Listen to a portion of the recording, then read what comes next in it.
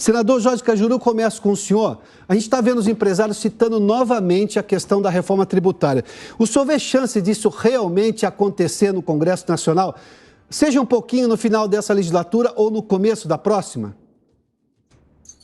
Bom, inicialmente um abraço respeitado Adalberto Piotto, a multidão de ouvintes da Jovem Pan, aliás, a única emissora brasileira que me dá espaço com liberdade de expressão. Um abraço a todos que estão aí e que vão conversar conosco, pessoas de credibilidade. Eu penso que houve, neste ano, uma má vontade do Congresso Nacional, tanto no Senado, onde vivo, como na Câmara, sobre a reforma tributária. Ela foi apresentada pelo senador Roberto Rocha com os conselhos, as orientações de um experiente homem público, ex-secretário da Fazenda do Paraná, e, de repente, a educação se sentiu prejudicada nesta reforma tributária que poderia ter sido discutida e não foi. E eu não entendi o motivo. Repito, ela tinha que ser discutida esse ano e, para mim, aprovada esse ano. Sim. Consequentemente, no ano que vem, eu penso que o Congresso decepcionará o país, a sociedade, se no primeiro semestre não discutir e aprovar a reforma tributária tão necessária para o nosso país. Doutor Antônio Carlos Moradi, eu vou ouvir o senhor agora, porque há pelo menos um mínimo de reforma tributária. Eu não gosto de toda hora ter que recorrer ao mínimo, porque parece que o projeto completo nunca quer passar. Mas, enfim, há alguma coisa que é preciso ser feita, é possível ser feita rapidamente? Porque todas essas promessas que a gente está vendo dos candidatos à presidência da República dependem, obviamente, do Congresso Nacional e dependem de uma reforma tributária para a economia brasileira realmente ganhar voo de brigadeiro, para a gente citar uma coisa um pouco maior, e, obviamente, uma recuperação de longo prazo, ou seja, de 20 anos, com crescimento sustentado. O senhor vê a possibilidade disso acontecer? Primeiro, olá, Piotto, é um prazer estar com você. Veja, eu acho que fragmentar essa situação de podermos fazer todas as modificações necessárias para que a tributação seja mais moderna e dinâmica no Brasil, eu acho que não seria interessante. Se for para realmente trabalhar em cima disso, nós nos debruçarmos em cima disso, tem que ser algo um pouco mais amplo. E, portanto, fazermos as modificações necessárias e competentes para que o país realmente decole, como você mesmo falou. André Galhardo, seja bem-vindo, boa tarde a você. Na sua opinião, dá para fazer andar a reforma tributária? O senador Cajuru já fez menção aí de dentro do Congresso que ele acredita houve má vontade por parte do Congresso. E por mais que o Executivo queira fazer, se o Congresso não abraçar a causa, não avança. Eu tenho 2 turnos na Câmara, 2 turnos no Senado. Se mexer em uma das casas, volta para outra casa, sem contar as comissões que a gente viu na reforma da Previdência, são extremamente barulhentas. Na sua opinião, dá para fazer avançar ou não? Boa tarde, Piotto. Boa tarde, senador. Boa tarde, Antônio Carlos. Boa tarde a todos os nossos telespectadores. Na verdade, o grande problema primeiro, não acredito num avanço rápido, até porque, como já falou o senador Cajuru aqui, tem proposta tramitando há muito tempo, nós estamos falando de reforma tributária há muitas décadas, né? E isso é um problema para o Brasil, porque até as propostas que foram recentemente discutidas, elas não faziam a reforma que o Brasil precisa. Desburocratizava em alguma medida a carga tributária brasileira, o que é muito importante, né, que é essa questão de unir alguns impostos, mas trabalhava muito pouco no processo de diminuição da regressividade tributária, que a carga tributária brasileira ela é muito pautada em impostos sobre consumo, e isso acaba penalizando aquelas pessoas que têm menos dinheiro. Então, acho que para além dessa discussão da possibilidade do avanço de uma reforma tributária, como já disse o professor Antônio Carlos, a gente tem que ver que tipo de proposta que está sendo debatida e qual que é o legado que essa proposta vai trazer para o nosso país. Se nós não aproveitarmos essa chance de discussão de reforma tributária para fazer uma reforma ampla e profunda que vise a progressividade dos nossos tributos, a gente vai estar perdendo a chance da nossa vida. Senhores, eu vou apresentar 2 dados aqui. Primeiramente, eles não são 2 pesquisas diferentes, feitas em momentos diferentes, mas divulgadas a pesquisa da CNI ontem e hoje a gente teve essa pesquisa do Instituto Brasmarket. Mas tem uma relação entre elas que a gente vai discutir aqui, levando-se em conta, de novo, que são 2 pesquisas diferentes. Os entrevistados de uma não são os entrevistados de outra. Mas vamos lá. Vamos só mostrar essa pesquisa do Instituto Brasmarket, porque ela traz uma novidade gigantesca dentro das intenções de voto. Aqui o presidente Jair Bolsonaro, candidato à reeleição, aparece com 43,5%. Lula com 30,5%. Ciro Gomes e Simone Tebet com números muito semelhantes ao que apresentam nas outras pesquisas. Mas a liderança e a possibilidade de vencer no primeiro turno, aqui é de Jair Bolsonaro. Bom, esse é um dado, a gente já mostrou os dados técnicos todos da pesquisa anteriormente. Agora vamos lá para outra pesquisa que foi feita pela CNI. É outro instituto e é outro assunto também. A expectativa dos empresários sobre a economia brasileira, 71% pouco ou muito otimista, ou seja, estão otimistas. 5% nem otimista nem pessimista, mas é o sujeito que torce pelo melhor. Somente 20% de pessimistas. Por que eu apresentei esses dados aqui? Porque esses empresários estão otimistas porque acreditam na reeleição de Jair Bolsonaro e, obviamente, a continuidade do modelo econômico que, sim, recuperou a economia brasileira. É importante notar, há desafios a serem feitos, sim, mas há uma recuperação e os números são claros em mostrar isso. Ou eles acreditam que, na eventualidade da eleição de Luiz Inácio Lula da Silva ou de qualquer outro nome, nada de muito importante na atual política econômica seria modificado. E eles estão acreditando em reforma novamente? Senador Jorge Cajuru, qual a sua opinião sobre isso? Piotr, primeiro é o seguinte, eu fico feliz de ver otimismo. Eu estou cansado de pessimismo, especialmente aqui em Brasília, no meu meio, né? O mundo pertence aos otimistas, os pessimistas são meros espectadores. Essa pesquisa, ela é importante para você saber o que pensam os empresários. Evidentemente, eles sabem que nós estamos numa realidade triste, com 30% dos lares brasileiros não tendo uma alimentação suficiente. E para mim, concluindo, Piotr e amigos que têm uma opinião muito mais importante do que a minha nesse debate. Para eles, tanto faz vencer o Bolsonaro como Lula, porque os dois entendem e sabem que o Brasil precisa de retomar o seu crescimento econômico. Precisam de gente com seriedade, com preparo no Ministério da Economia. Então, para mim, esse retrato ele não diz respeito a quem vai ser reeleito ou eleito. Qualquer um dos dois, para mim. Doutor Moradi, na sua opinião, o que o senhor acha? Esses empresários estão contando com um cenário político? Porque a gente precisa entender que a postura e o projeto que foi implementado do ministro Paulo Guedes, que teve apoio do presidente, tem diferenças gigantescas, por exemplo, com aquele modelo econômico que nos levou à maior crise de nossa história por erros estritamente domésticos do governo Dilma, com a herança de todas as contas e do gigantismo da máquina estatal ainda do governo Lula. Ou seja, o senhor acha que esses empresários estão olhando para quê? Ou eles imaginam que nós estamos no outro patamar, ganhe quem ganhar, não dá para mexer muito na lógica de manter a economia com os padrões que temos hoje? Piotr, eu penso que o empresariado brasileiro está sofrendo muito. Nunca antes esse empresariado sofreu tanto. 30% das indústrias no Brasil pereceram, desapareceram, 30%. E 20% das empresas que existem hoje estão em recuperação judicial, Piotr. Portanto, esse otimismo é necessário. Esses empresários eles precisam de um alento, só que esse alento não chega.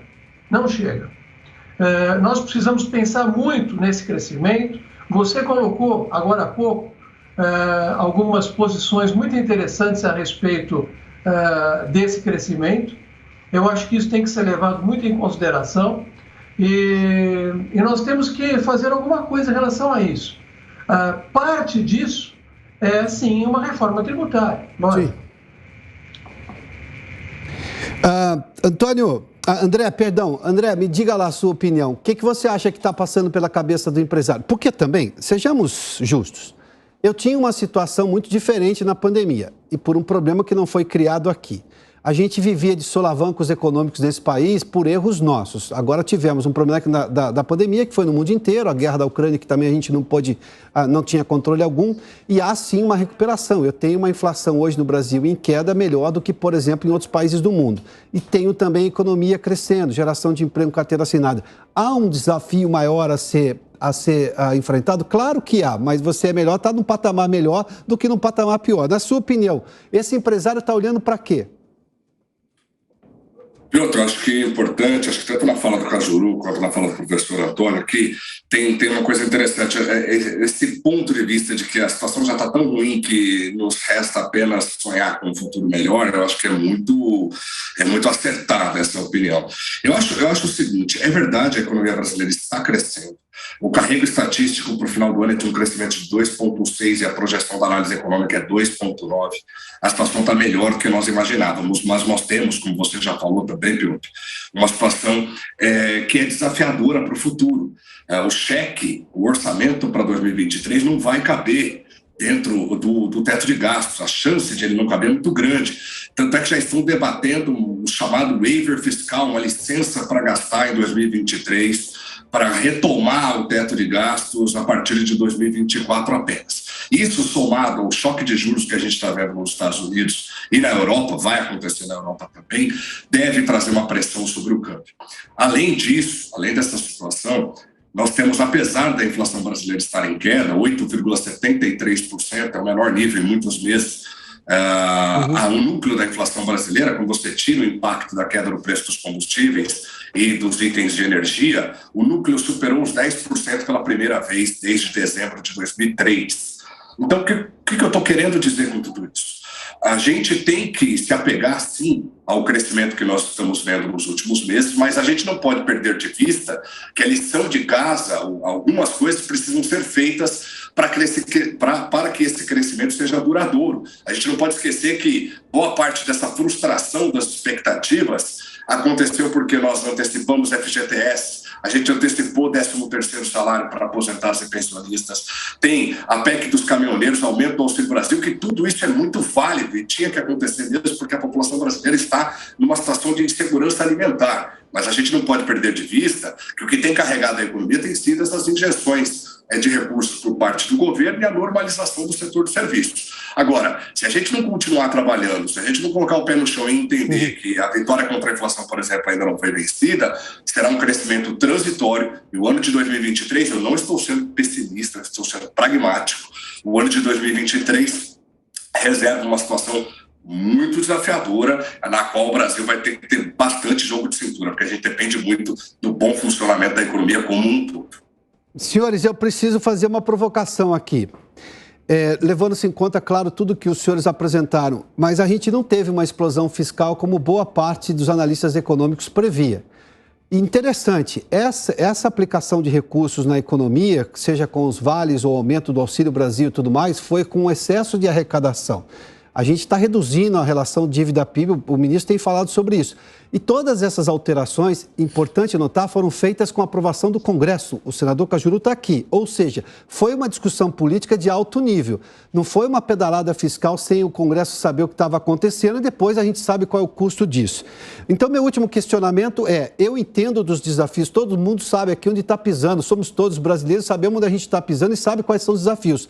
Só que eu não posso ignorar também que, diante do cenário de catástrofe fiscal que foi previsto para o país na pandemia, este não aconteceu, há uma recuperação fiscal do país, há uma recuperação do nível de empregos, obviamente que há muita coisa por ser feita, mas diante disso, a gente não entra mais forte e, dada essa, digamos, institucionalização do gasto, em que o governo vai ao Congresso explicar qual é a situação, tem um dinheiro a mais porque houve uma arrecadação superavitária muito acima do que previa o orçamento do ano passado, previsto para esse ano.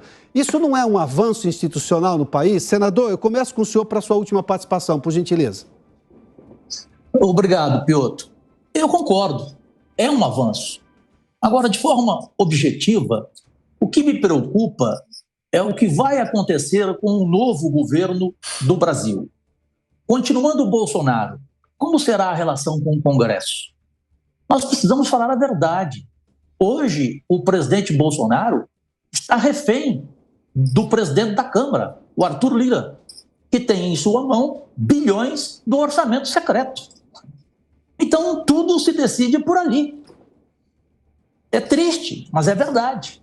Então, essa é uma preocupação minha. Como vai ser a relação né, do Congresso com o presidente que for eleito e se nós vamos finalmente ficarmos livres desse absurdo que é o orçamento secreto que acaba decidindo o avanço ou não do país, especialmente na questão econômica. Doutor Moradi, a sua opinião, por gentileza, o mesmo questionamento, por favor. E outra, a sua provocação foi muito boa, mas para a gente falar sobre isso, nós precisaríamos de muito mais tempo. Eu acho que nós não podemos generalizar a melhora do país em relação ao tanto que foi recolhido aos cofres públicos, né?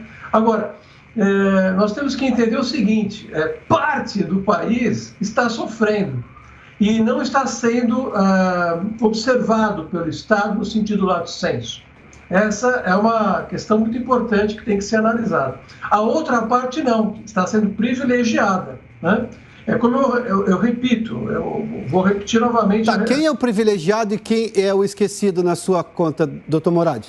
Exatamente, eu falei agora há pouco, a indústria e o comércio, né, mais a indústria, está sofrendo muito, Piotr, sofrendo demais. E nós precisamos pensar ou repensar isso.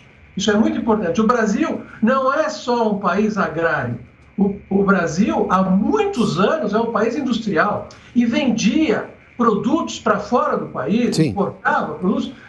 exportava com muita qualidade.